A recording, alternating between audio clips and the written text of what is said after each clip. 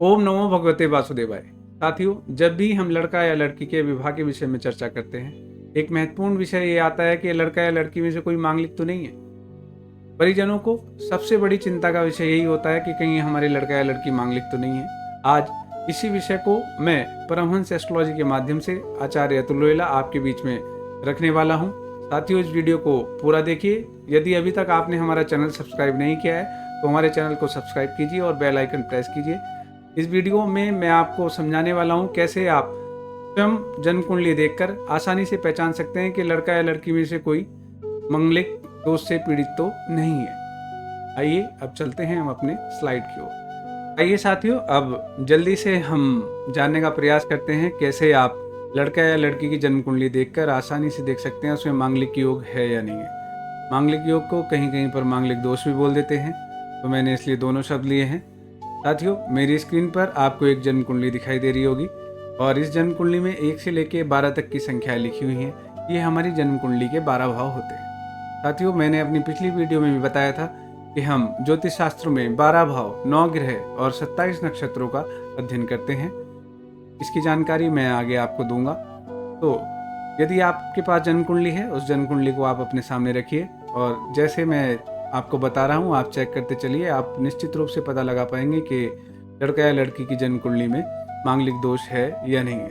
साथियों, यदि जातक या जातिका की जन्म कुंडली के प्रथम भाव में मंगल देव विराजमान है तो ऐसी स्थिति में जातक या जातिका मांगलिक दोष से पीड़ित है। यदि जातक की जन्म कुंडली के चतुर्थ भाव में मंगल देव विराजमान है तो ऐसी स्थिति में जातक या जातिका मांगलिक दोष से पीड़ित है।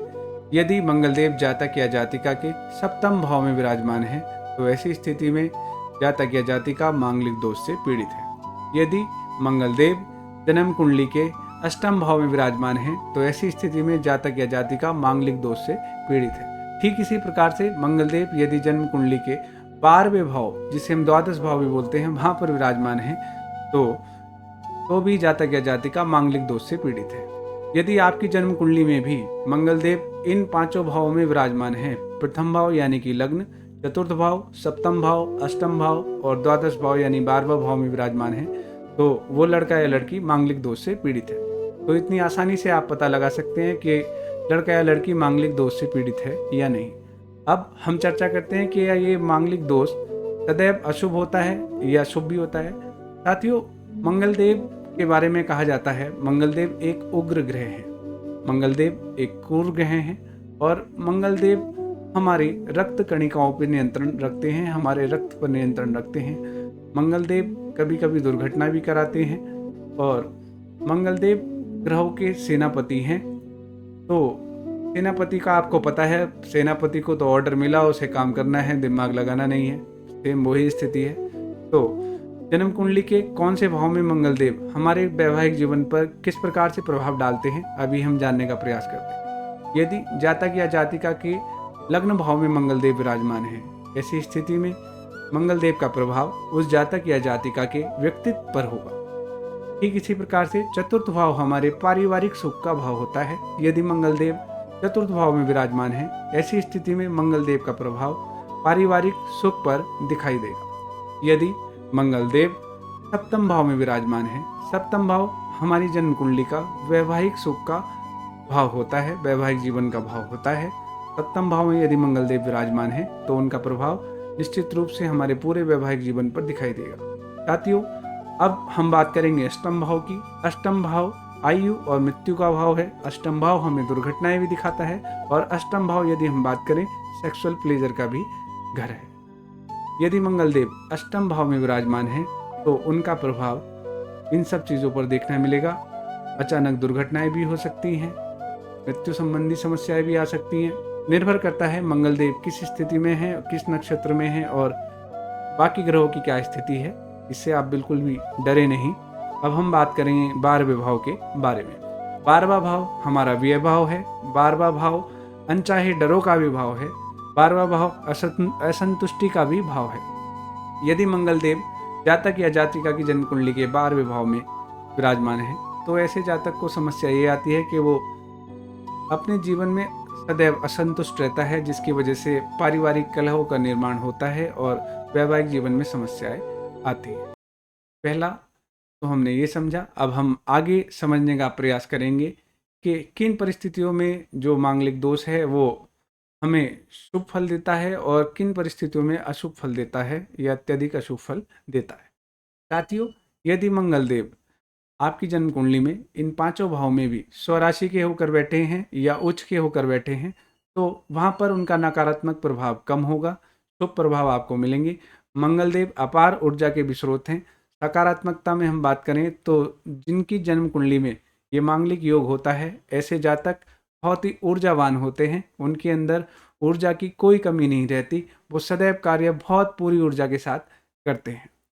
अब यदि मंगल देव इन्हीं पांचों भाव में शत्रु राशि में या नीच के होकर विराजमान हुए हैं तो ऐसी परिस्थितियों में आपको नकारात्मक प्रभाव भी देखने को मिल सकते हैं।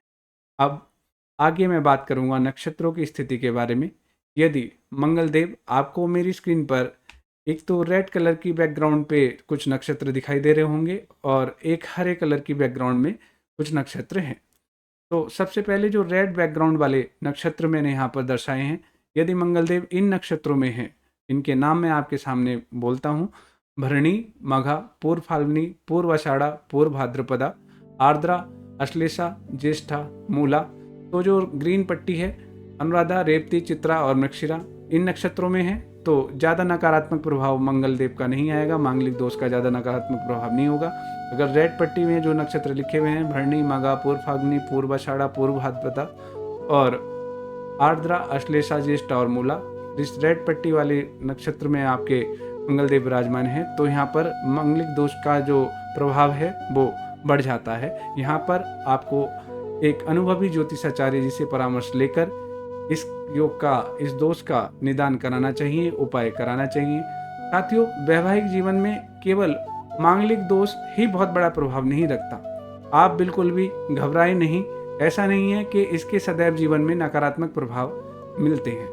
साथियों, जन्म कुंडली में ये 12 भाव हमारे जीवन में बहुत महत्वपूर्ण स्थान रखते हैं। जब हम किसी भी लड़का या लड़की के विवाह के संबंध में बात करते हैं तो हम इन पूरे 12 के 12 भावों का अध्ययन करने के बाद जन्म कुंडली का मिलान करते हैं। साथियों, ये बहुत महत्वपूर्ण है। आप केवल मंगल दोष के कारण कोई भी अच्छा रिश्ता ना जाने दें, क्योंकि बहुत समाज में भ्रम की स्थिति हो जाती है कि मांगलिक का नॉन मांगलिक से विवाह हो गया तो उसकी मृत्यु हो जाएगी। ऐसा बिल्कुल भी निश्चित नहीं है कि मांगलिक का नॉन मांगलिक के साथ शादी होगी तो उसे मृत्यु होगी। ऐसा बिल्कुल निश्चित नहीं है। निर्भर करेगा ग्रहों की स्थिति पर, मंगलदेव किस स्थिति में हैं, ये निर्धारित करेगा कि किस प्रकार की दिक्कतें आ सकती हैं या नहीं आ सकती हैं। हो सकता है बिल्कुल भी दिक्कत ना आए। तो साथियों, आप अनुभवी ज्योतिषाचार्य से सदैव जन्म कुंडली का मिलान कराएं, जिससे आपके वैवाहिक जीवन में किसी प्रकार की समस्या ना आ पाए। हाँ, अब एक अगला विषय ये आता है कि मांगलिक के साथ ही क्यों विवाह होना चाहिए। अब इस विषय को हम समझने का प्रयास करते हैं। साथियों, जैसा कि मैंने आपको बताया, मंगलदेव एक उग्र ग्रह हैं। मंगलदेव गुस्सा भी देते हैं, क्रोध देते हैं और वेग भी देते हैं। यदि आप आकलन कीजिए, एक लड़का जिसकी कुंडली में मंगल दोष है, उस पर मांगलिक दोष का प्रभाव है, मंगल देव का उस पर प्रभाव है, तो उसके अंदर एक अलग प्रकार की उग्रता होगी, गुस्सा होगा। और जो एक नॉन मांगलिक लड़की है जिस पर मंगल देव का प्रभाव नहीं है, वो एक भावनात्मक लड़की होगी निश्चित रूप से। तो वो उस लड़के का गुस्सा सहन नहीं कर पाएगी, जिस कारण से वो अपने जीवन में कुछ गलत स्टेप भी उठा सकती है। यदि लड़की भी मांगलिक होगी तो उसके अंदर भी वही वेग होगा, वही वेलोसिटी होगी, वही मंगल देव के कारकत्व होंगे, तो वो उस गुस्से को, उस वेलोसिटी को बर्दाश्त कर सकती है, जिससे वो अपना जीवन अच्छे से चला सकते हैं। अनेक प्रकार के बिंदु हैं जिन्हें मैं आपके सामने रख सकता हूँ। एक उदाहरण भी मैं आपके सामने रखता हूँ। आप इस प्रकार से लीजिए, जैसे प्लस और प्लस मिलकर प्लस का निर्माण करते हैं और प्लस और माइनस मिलकर माइनस का निर्माण करते हैं। ठीक इसी प्रकार से मांगलिक और मांगलिक मिलकर प्लस का निर्माण करते हैं, क्योंकि दोनों प्लस प्लस हो गए और एक मांगलिक हुआ और एक नॉन मांगलिक हुआ, एक प्लस और एक माइनस, तो उसका जो रिजल्ट आने वाला है वो निश्चित रूप से माइनस ही आने वाला है। खैर, विषय बहुत लंबा हो जाएगा। आज की वीडियो में मैं आपसे इतना ही चर्चा करना चाहता था। आशा करता हूँ आप मांगलिक योग, मांगलिक दोष के बारे में अच्छे से समझ पाए होंगे। साथियों, ये वीडियो आपको अच्छी लगी हो तो इसे आगे शेयर कीजिए, लाइक कीजिए और हमारे चैनल को सब्सक्राइब कीजिए, नोटिफिकेशन बेल प्रेस कीजिए, जिससे आगे भी आपको हमारी रोचक वीडियोस मिलती रहें। साथियों, हमारा फेसबुक पेज भी है परमहंस एस्ट्रोलॉजी के नाम से। मेरा आपसे अनुरोध है उससे भी आप जुड़िए, क्योंकि हमारी वीडियोस यूट्यूब के साथ साथ फेसबुक पर भी आती है। आप कमेंट सेक्शन में अपने सवाल हमें भेज सकते हैं, मैं प्रयास करूंगा उनका जवाब आपको देने का। तो आज की वीडियो में जुड़ने के लिए आपका एक बार फिर से बहुत बहुत धन्यवाद और आभार। प्रणाम।